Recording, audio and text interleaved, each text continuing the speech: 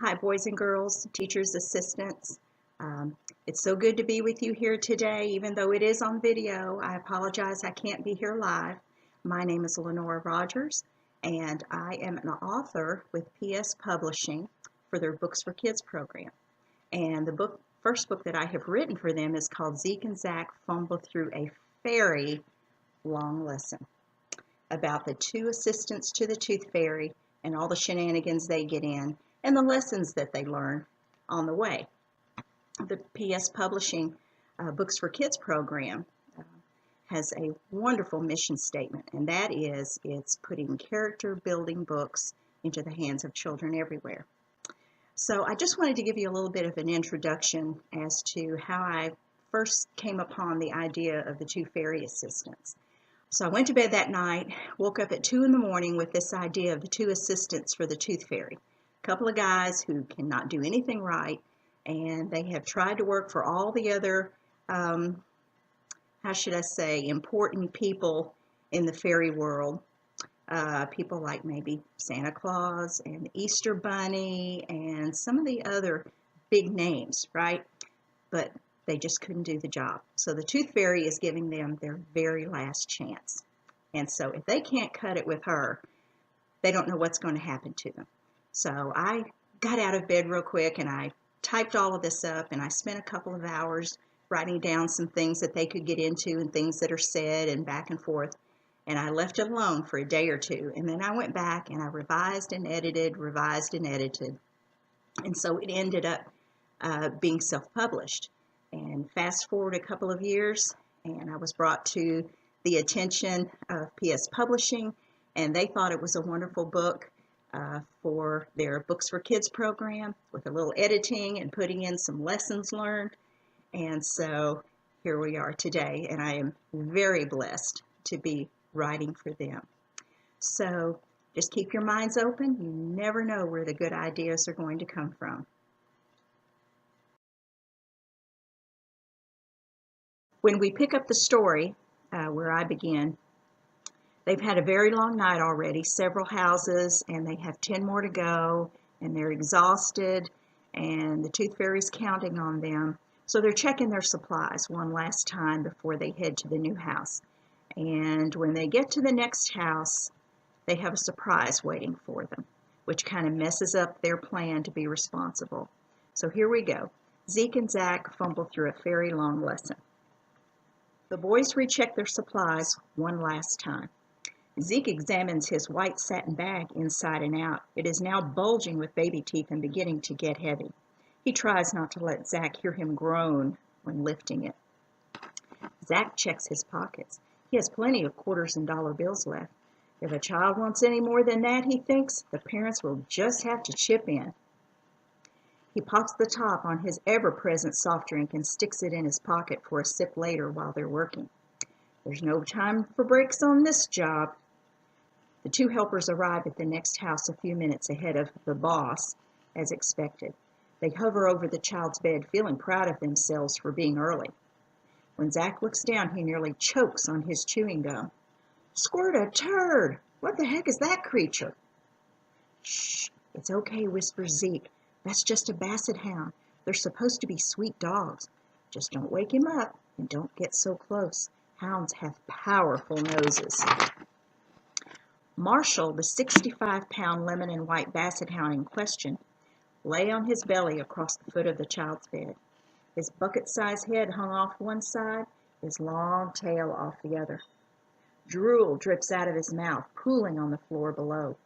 He's in a deep, blissful, doggy dream sleep. All four paws wiggle as he chases butterflies in a field of clover. I like it when they land on my nose, Marshall dreams. Come here, butterflies. He gallops after them. There seem to be so many today, blue ones and brown ones and yellow ones. The child, who everyone calls Stephen, runs just ahead of him, laughing and swinging a small net. He is Marshall's height and has a full head of blonde hair and large blue eyes with long lashes. Marshall likes Stephen. He rubs Marshall's belly a lot and rides around on his back yelling, "Horsey!" Suddenly the field of clover disappears and becomes something else. Marshall is suddenly standing on a raised platform in the middle of a big, round arena with the woman who everyone calls Mom. He's being held on a thin black leash. A strange man Marshall doesn't recognize is giving Mom a big blue ribbon that says, "Best in Show," and people are taking pictures of him, patting his head and smiling. Where did the butterflies go, he wonders. Then, Chapter 2, Chasing Bugs.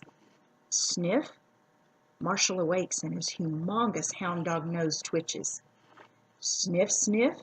He opens his eyes and looks around. He doesn't recognize the smell. Sniff, sniff, sniff. He looks up and sees a small, bright light hovering in the air just over the foot of the bed. As he raises his head, the light begins to move away and separate into two lights. Fireflies! Marshall thinks. He scrambles to get his girth off the bed. He claws at the bedspread and bounds onto the floor. Go, go, go! Screams Zeke. He thinks we're bugs. The two little fairies take off. Zak hits his left wing on the wall as they round the door and fly into the hallway. Ow! Hey, how do you know what he's thinking? Are you a mind reader? How's come I can't do that?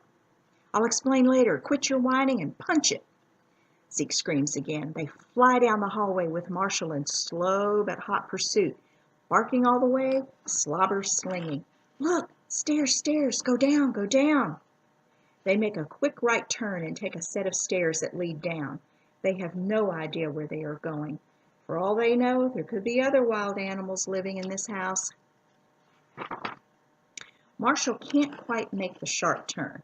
As he flails around trying to get his footing on the slick hardwood floor, his paws go out from under him and bam! He lands on his right side and yelps. Boy, these fireflies are fast. He fights for traction and finally his paw pads stick to the floor. He hits the stairs two at a time. He knows these stairs by heart. He's chased tennis balls thrown down by Stephen many times. But this time in his haste, he steps on one huge floppy brown ear and tumbles down the last 4 steps. Zeke and Zak make it down to the far reaches of the basement with their fairy wings backed up against a wall. Out of breath and panicking, they're holding on to each other when suddenly they hear a yelp and a thump, thump, thump sound coming from the stairs.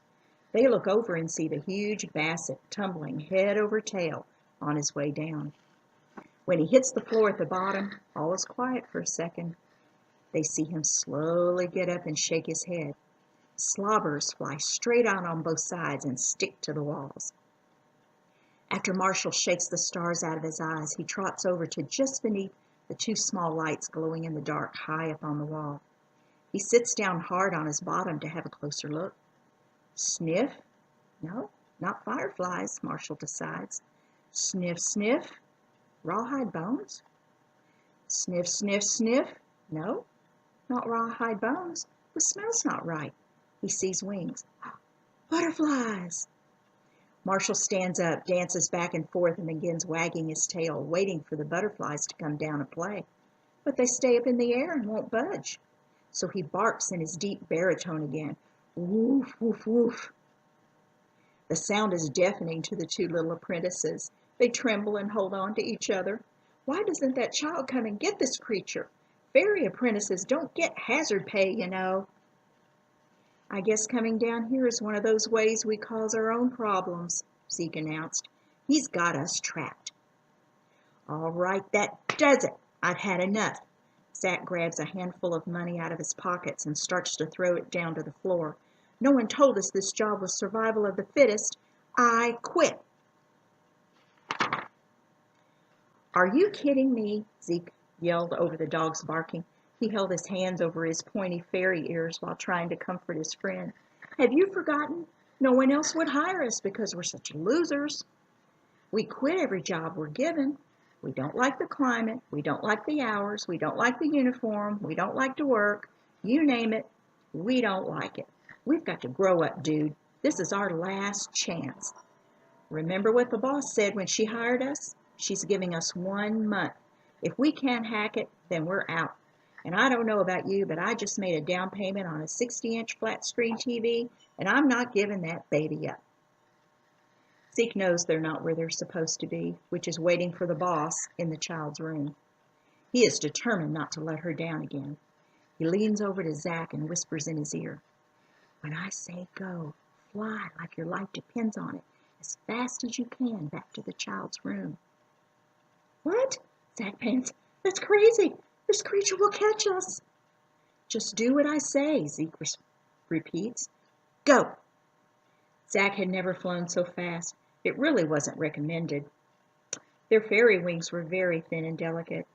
As he reaches the stairs, he flings the money he pulled from his pocket in Marshall's direction and pumps his legs, moving his high-top shoed feet in the air, just in case that helped. The two fairies can hear Marshall trying to climb back up the stairs. He's huffing and puffing and moving much slower, coming back up than going down. However, he manages to jump the last 2 steps at once. When he is within chomping distance, Marshall opens his mouth to get a taste of one of the butterflies. Just as he manages to stick out his tongue to lick one of Zeke's wings, Zak kicks him in the nose with one of his high-top sneakers and jerks Zeke out of the way to safety. The kick doesn't feel like a kick to Marshall. It feels like a tickle on his snout. The tickle makes his nose twitch and wiggle, wiggle and twitch. He can't hold it back any longer. Suddenly he lets go with a volcanic sneeze. Snot and slobbers go flying out of his face and hit Zeke and Zak full force. As the two go tumbling through the air from the force of the blast, dripping head to toe with goo, they realize they are back in the child's room. At that very instant, they feel the air vibrate and shimmer. Suddenly, poof, there she is. And I'm going to leave you hanging right there, and you will have to get the book and find out what happens next. Bye, guys. It's been good to be with you. Have a great day.